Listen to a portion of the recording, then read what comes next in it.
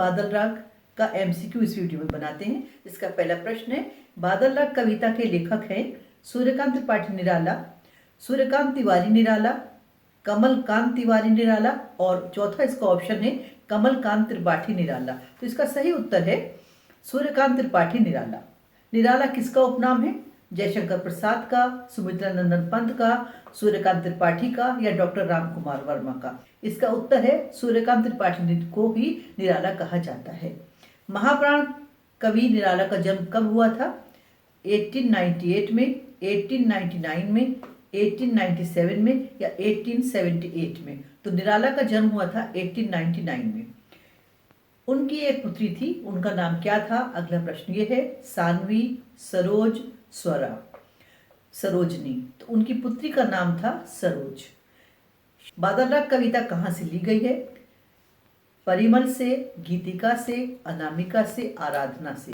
ये सारी रचनाएं निराला जी की हैं, तो इसे लिया गया है अनामिका से। आपकी पाठ्यपुस्तक में अनामिका का कौन सा खंड प्रस्तुत किया गया है? पहला, तीसरा, चौथा, छठा। तो ये छठा खंड है जिसको आपकी पाठ्यपुस्तक में दिया गया है। बादल राग का क्या अर्थ है? बादलों का आना, बादलों का बरसना, क्रांति का संगीत, या कोई भी ऑप्शन ठीक नहीं है। वैसे बादल राग सुनने में तो ऐसा लगता है जैसे बादलों का आना है, लेकिन सच में ये क्रांति के संगीत को कहा गया है। बादल राग कविता किसका प्रतीक है? हरियाली का, क्रांति का, फसल का, खुशहाली का। तो बादल राग कविता क्रांति का प्रतीक है। बादल राग कविता में किसकी आवाज है? ये अगला प्रश्न है इसका। मजदूर की, किसान की, विद्यार्थी की, ग्रामीण की? तो इसमें किसान की आवाज है। कृषक अधीर होकर बादलों को क्यों बुलाता है? ये इसका नेक्स्ट प्रश्न है। कविता के आधार पर उत्तर देना है। वर्षा के लिए, फसल के लिए, खुशहाली की आशा से, या गर्मी से राहत पाने के लिए? कृषक अधीर होकर खुशहाली की आशा से बादलों को बुलाता है। क्रांति रूपी बादल से क्या होगा? समाज में उथल पुथल, शोषण से मुक्ति, समाज का विनाश, विद्या की हानि। तो क्रांति रूपी बादल के आने से समाज को शोषण से मुक्ति मिलेगी। बादलों को क्रांति का क्या बताया गया है? वाहन, दूत, शीर्षक, पोषक। तो बादलों को क्रांति का दूत बताया गया है। नेक्स्ट प्रश्न है, आह्वान शब्द का अर्थ है आ जाना, निमंत्रण देना, पुकारना, प्रार्थना करना। तो आह्वान का सही उत्तर है पुकारना। विप्लव का अर्थ नहीं है क्रांति, उपद्रव, भय, हलचल। तो विप्लव का अर्थ जो नहीं है वो है भय। विप्लव क्रांति को भी कहते हैं, उपद्रव को भी कहते हैं, और हलचल को भी कहते हैं। बादल का आह्वान किस रूप में करता है? वर्षा, क्रांति, मजबूरी, शांति। तो बादल का आह्वान क्रांति के लिए किया गया है। मानव जीवन में सुख कैसा है? स्थिर है, अस्थिर है, कोई नहीं है, अदृश्य है। तो मानव जीवन में जो सुख है वो अस्थिर है, क्योंकि सुख पर दुख हमेशा मंडराता रहता है, ये कविता कहती है। क्रांति के बादलों की गर्जना से कौन डर जाता है? श्रमिक वर्ग, निम्न वर्ग, पूंजीपति वर्ग, कृषक वर्ग। तो जब समाज में क्रांति आती है तो उस क्रांति के आने से जो पूंजीपति वर्ग है वो डर जाता है, क्योंकि जो निम्न वर्ग है उसके पास खोने के लिए कुछ है ही नहीं। जो पूंजीपति वर्ग है, क्रांति में उसका ही सब कुछ नष्ट हो जाता है। आंधी तूफान से किसको हानि होती है? बड़े बड़े वृक्षों को, नदियों को, पर्वतों को, या छोटे छोटे पौधों को? तो आंधी तूफान से बड़े बड़े वृक्षों को ही नुकसान पहुंचता है, क्योंकि जो छोटे छोटे पौधे हैं वो गिरने के लायक ही नहीं होते, गिरेंगे और उन्हें कोई नुकसान होगा। जो बड़े वृक्ष हैं वही आंधी तूफान में गिर जाया करते हैं। मानव जीवन में किस छाया का प्रभाव सदा रहता है? सुख दुख का, शांति अशांति का, स्थिर अस्थिर का, या कोई भी ठीक नहीं है? तो मानव जीवन में सुख और दुख सदा छाया रहता है। निराला जी ने अट्टालिकाओं को क्या कहा है? अजायब घर, चिकित्सालय, आतंक भवन, योग भवन। तो उन्हें अट्टालिकाओं को उन्होंने आतंक भवन कहा है। जल विप्लव पलावन सदा किस पर होता है? जमीन पर, वायु पर, कीचड़ पर, नभ पर। तो जल विप्लव पलावन सदा कीचड़ पर होता है।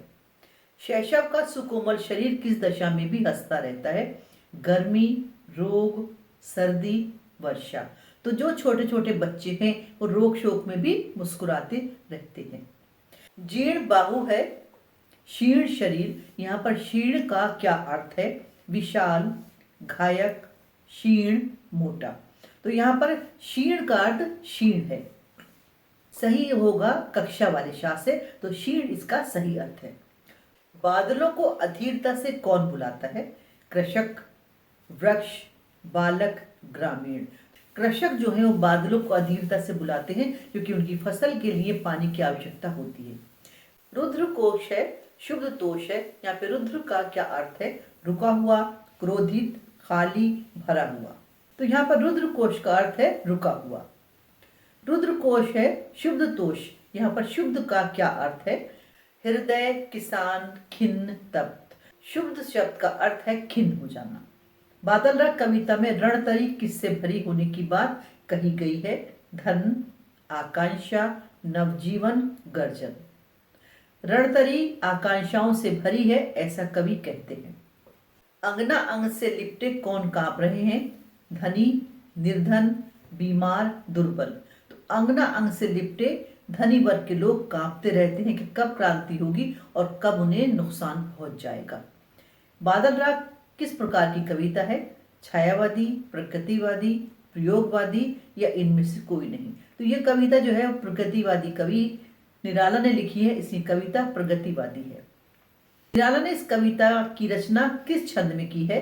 दोहा, चौपाई, मुक्त छंद या सोरठा। तो ये कविता मुक्त छंद में लिखी गई है। ये हो गए इस कविता के एमसीक्यू यानी वस्तुनिष्ठ प्रश्नोत्तर। अब इसका काव्य सौंदर्य देखते हैं। देखिए, बादलों को क्रांतिकारी दूत के रूप में चित्रित किया गया है जो विद्रोह का प्रतीक है। कवि का प्रगतिवादी दृष्टिकोण व्यक्त हुआ है। कवि ने पूंजीपतियों के विलासी जीवन पर कटाक्ष किया है।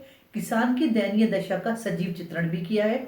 विद्रोह की भावना का वर्णन है और प्रकृति का मानवीकरण किया गया है। भाषा, बादल राग कविता खड़ी बोली के साहित्यिक रूप में लिखी गई है। कविता की भाषा शुद्ध हिंदी है।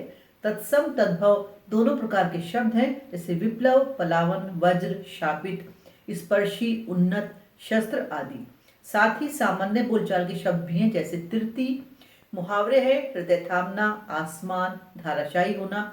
शैली इसमें वर्णनात्मक है जो प्रभावपूर्ण है। ऐसा लगता है कवि क्रांति का वर्णन और बादल की यश गाथा कर रहा है। छंद, आधुनिक शैली में लिखी गई कविता है, इसमें मुक्त छंद है जो समान पंक्तियों में छंदों में नहीं लिखी जाती है। छंद कहीं कहीं तुकांत भी है, लेकिन पूरी कविता में एक ऐसा प्रवाह दिखाई देता है जो पाठक के मन में अगली पंक्ति के लिए जिज्ञासा जगाता है। अलंकार, समीर सागर, समीर को ही सागर कहा गया है। भेदी गर्जन, वज्रहुंकार, आतंक भवन, गगन स्पर्शी, स्पर्धाधीर, आतंकंग, वज्र गर्जन में रूपक अलंकार है। शैशव का सुकुमार शरीर शाकी आवृत्ति है। कोश तोष षटकोण वाले शाकी आवृत्ति है। जीर्ण शीर्ण राकी आवृत्ति है। विप्लव वीर में भी आवृत्ति है। सारे आधार पारावार राकी आवृत्ति है। समीर सागर सजग सुप्त सावर्ण की आवृत्ति के कारण अनुप्रास अलंकार है। फिर बार बार, सुन सुन, शत शत, हिल हिल, खिल खिल में पुनरुक्ति प्रकाश अलंकार है। सजग सुप्त विरोधाभास अलंकार है। शैशव का सुकोमल शरीर उपमा अलंकार है। कविता में वीर रस का प्रयोग किया गया है क्योंकि जो निम्न वर्ग है वो अपने अधिकारों के लिए सचेत हो गया है और वो क्रांति करना चाहता है जिससे सुख के कुछ क्षण उसके जीवन में भी आ सकें। इस प्रकार से ये हो गया काव्य सौंदर्य और इसी का एमसीक्यू। अगले वीडियो में कविता की व्याख्या हम पढ़ेंगे। तब तक आप इनको अच्छी तरह से याद कर लीजिए। कविता बहुत इंपॉर्टेंट है आपके फाइनल एग्जाम के लिए। Thank you.